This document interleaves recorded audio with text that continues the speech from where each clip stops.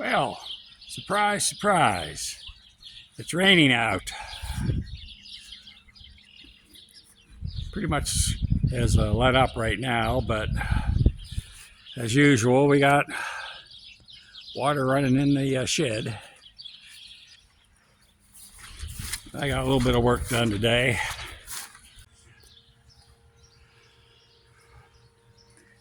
I got do much today, but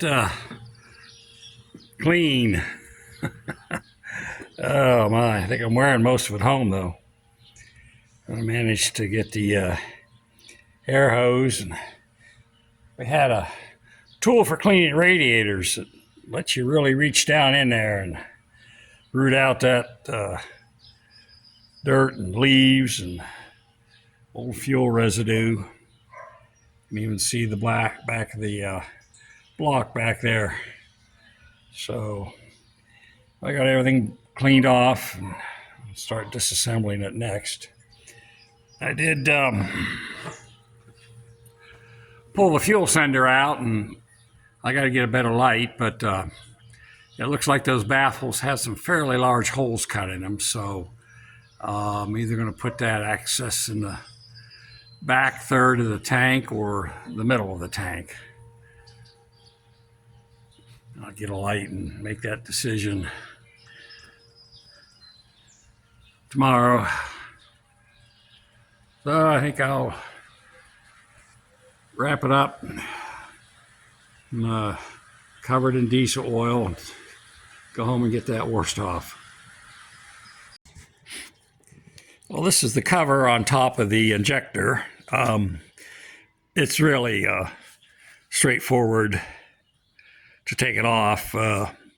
This sits toward the front of the tractor and has this block, has a check valve in it, and place where a tube attaches. That's the fuel coming in from the fuel filter, actually. Now this gasket is for the bottom, but this is split, and they do have a little gasket in here. I didn't get that in the parts list for that injector. The diagrams are kind of tricky. They got stuff all shown in different sections. I didn't get this gasket. I finally found it in the parts list. It was on section CC or something. They didn't have it where they had the rest of the gaskets, of course. So you want to make sure you get this one and possibly this one between the two sections. So now this, on mine, this petcock is loose. It does have a jam nut that was loose. So that will need to be tightened up when I put it back together. I didn't pull the tubes off. They're fairly old, and I probably could get them off with a heat gun if I heated them up carefully, but there's a risk of them cracking, and I can just work with them on. So I'm going to clean everything up, and you have to take a couple cap screws and a couple bolts. That plug, I'm not sure if that holds anything on or is no. Well, whatever. Take this bottom piece off, and that seal rafter is right in there. That's a seal right here. So, and there's some loose parts. Make sure that pin doesn't get lost when you take it apart and put it back together.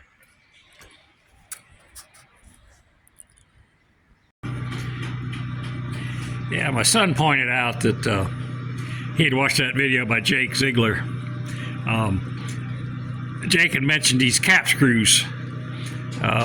He wondered why they had used those in this application.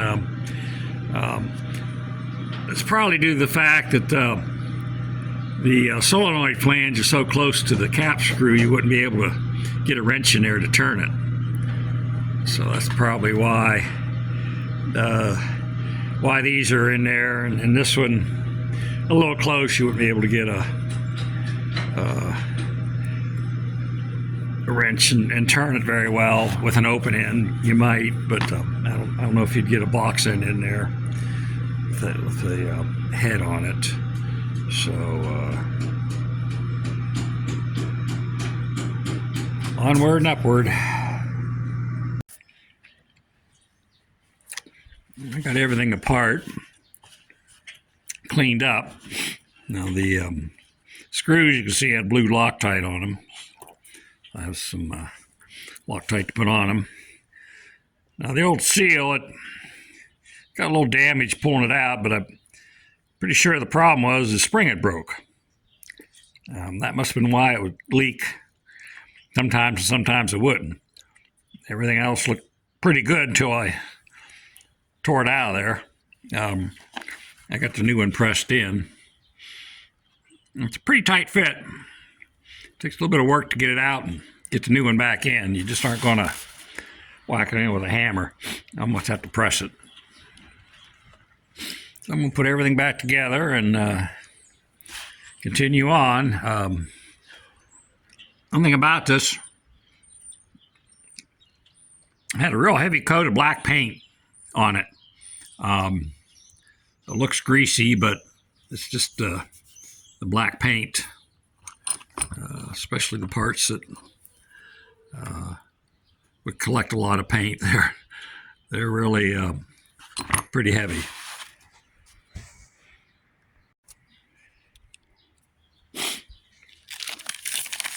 Well, I have everything cover at least ready. I got the gas comes in, the fuel, the check valve. I got that cleaned up, and the spring that goes under the cover along the side.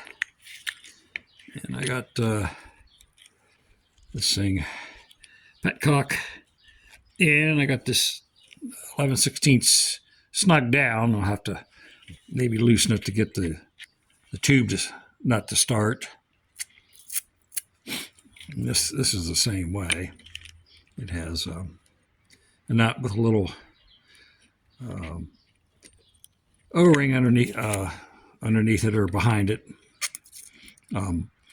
There's a slight space in the thread that has been turned. That's where you want the O-ring to run. So you want, when you screw this in, you want to make sure, be aware of that and not have the O-ring down too far, or up too high, so it's getting into the threads in either direction. And took the solenoid and cleaned it all up.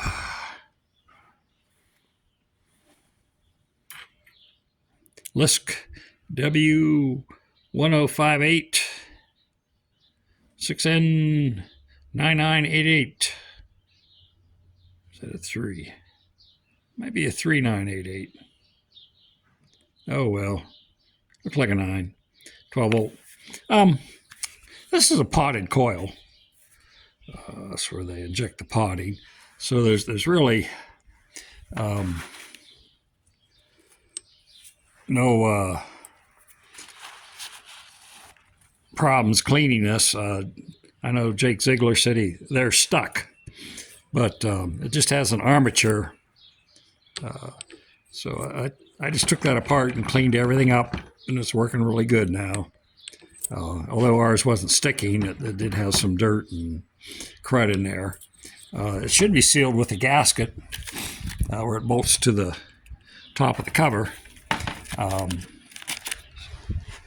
So I don't see any problem in taking it off and cleaning it. It should be not stick then. I'm going to go clean the injector body and get that ready. Most of the time of this job is spent just cleaning stuff up. So need to be prepared for that. I have the top of the injector pump cleaned. New gasket on it. That spring that goes in there. Don't want to forget that. So I have the cover there. I guess I'll put it together, see how it goes. Well, the hardest part of that job was getting these two plastic tubes coming from the vents down through the front of the engine block out here where they run. They don't go down. They have to feed them in towards you quite a bit to get them over that into that space where they run.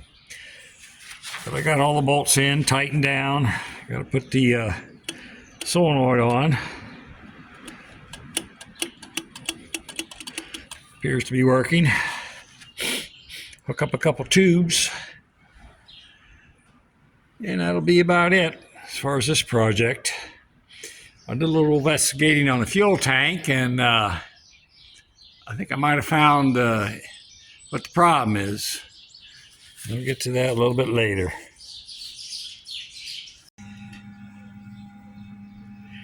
Well, we might have found another issue. Besides all those caps and seals floating around in the tank, or laying in the bottom of it, I took the petcock out of the bottom of the tank, and of course this was stuck in it, and it was absolutely packed full. And I think what this is a reed. When we got to tractor, the fuel gauge wasn't working. The wire was disconnected at the sender. So I imagine tractor came with a yardstick they were using to check the fuel, but I imagine before they upgraded to the yardstick, they were using more organic things they could check the fuel level with, and they must have used a reed at one time, and part of it broke off and ended up stuck in there. So definitely going to put the access panel in that tank and sweep it out as best we can. Try to get all of these. It's hard telling how many little pieces like this are floating around in there. I'm going to get a new one of these. I barely got it out. It was really tight. I buggered up the threads a little bit. I could run a tap over it or a die over it, and pipe thread, and this is probably quarter 28. Clean them up, but I think I'll just put a new one in. They're not that expensive. So, well, it's always something. Well, that completes the injector work. Everything back together, tightened up, and the lines on. I got this nut with the O-ring. It's kind of like a SAE fitting with an O-ring and a lock nut that compresses that. That was loose, so I think we've been leaking fuel there for a long time. And I got the solenoid put on, and I got it all cleaned out. And, wasn't too bad. The only worst part of it was taking all the tin work off and cleaning everything up before you put it back together. That's the hard part of this job. I have parts to change this diaphragm. I want to do that, and I want to well, I got all the tin off. I want to take the valves covers off and adjust the valve lash. That hasn't been done since we had the tractor. That's probably way past due. Now, onto the fuel tank. I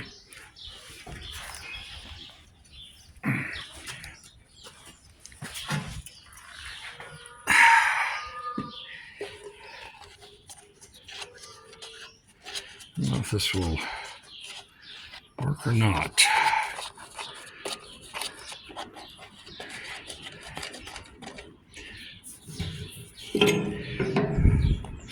I have the fuel tank drained.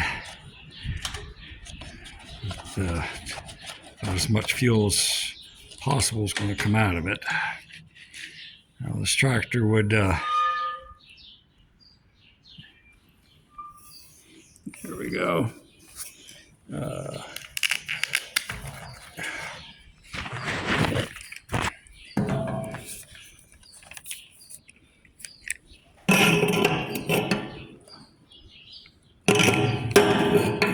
If we can get this one light down in there.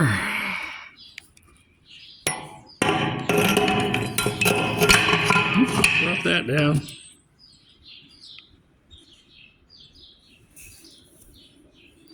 Okay. There it is.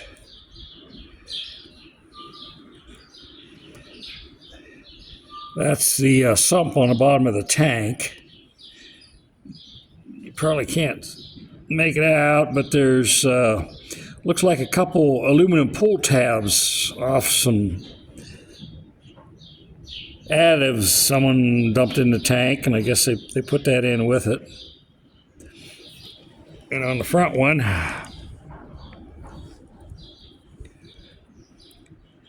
you can get it to focus. Yeah, it's focusing on the near.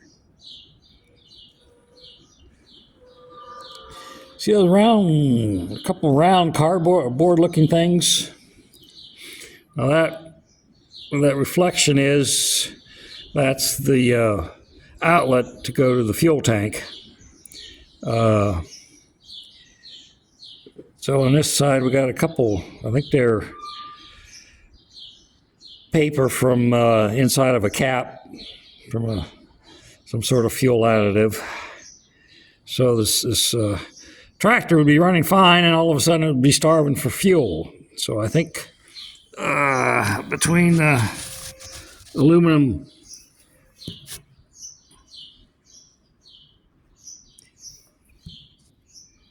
pull tabs from the,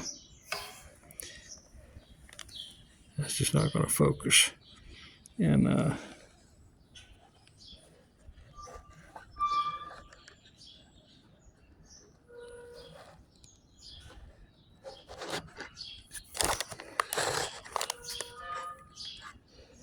yeah, this is not going to focus. There you get a pretty good shot. Looks like there's a small one right by the outlet and a bigger one ahead of that. So my plan is I'm going to put that access panel here, and then with this access we can get a sweeper in there and shine a light and stuff through here.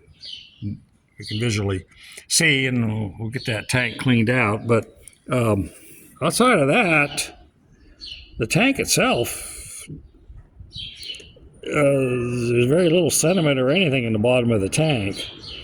So, and you can see the holes in the baffles I was talking about before. They're fairly large size. So, once I have the access panel in there, if we would happen to have any more problem,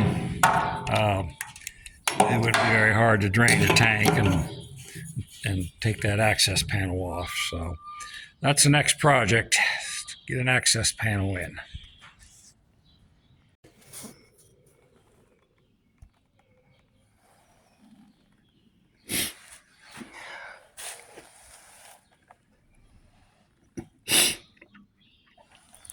Well, we're past the point of no return, since I got a hole cut in the top of the tank.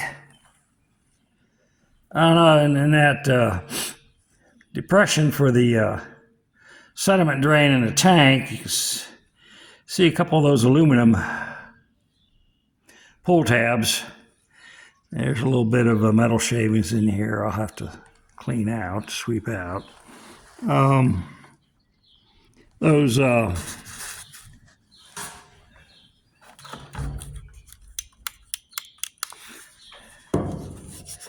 cardboard thing, like now you got the thing opened up, they're just they're not cardboard, they're just discoloration in the metal.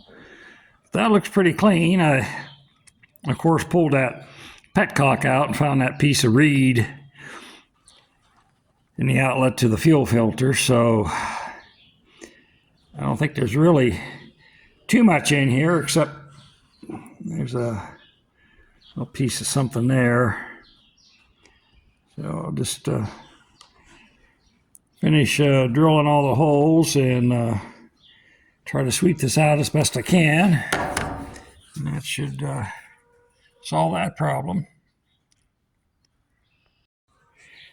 Well, I had the nut plate fastened to the top of the tank with a couple clamps.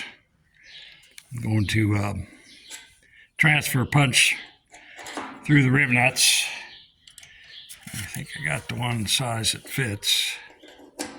Yeah, that's the next size that fits.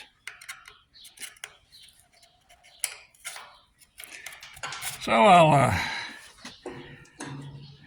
punch one, probably drill it, and then put it back on, punch the other one on the other side. These two are the two that stay in permanently. And I'll temporarily put the screw in and go around and punch the rest of them. We'll see how that works. Well, that was a job. Things never go as you expect. This laid plans of mice and men. But it's on there, and it fits, and all the screws will go in. Just had to do a few adjustments.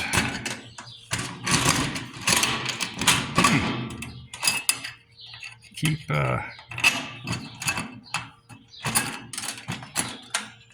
do this one-handed or not. There we go. Not some of my best work, but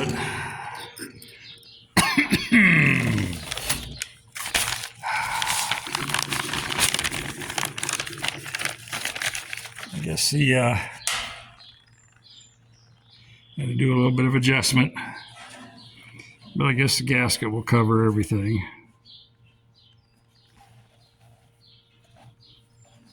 Plenty of coverage, so I guess that'll work. Not gonna lose any sleep over it. Now I gotta clean the tank out.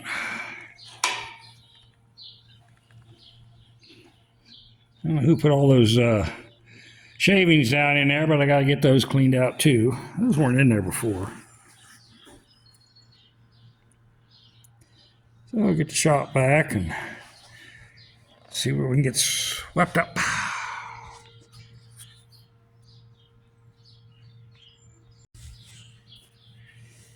Well, this is my grand haul out of the tank. There's some piece of trash in there. I couldn't find that in the sweeper, but these were those metal things. They're not, I don't know, they're sort of like compressed aluminum or solder, or I don't know what they are. Those are floating down. I think those were what were plugging up the outlet of the sediment drain. I got everything else cleaned out. I found this floating around in the front of the tank, so I suppose that could have caused some fuel issues too. That happened to get settled over the petcock. Of course, the petcock had that piece of reed down in there, so I got her all swept out. Put the cover on, call it good.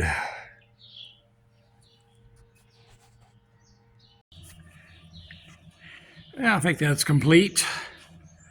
I didn't even have to bother my Inspector 12 tag.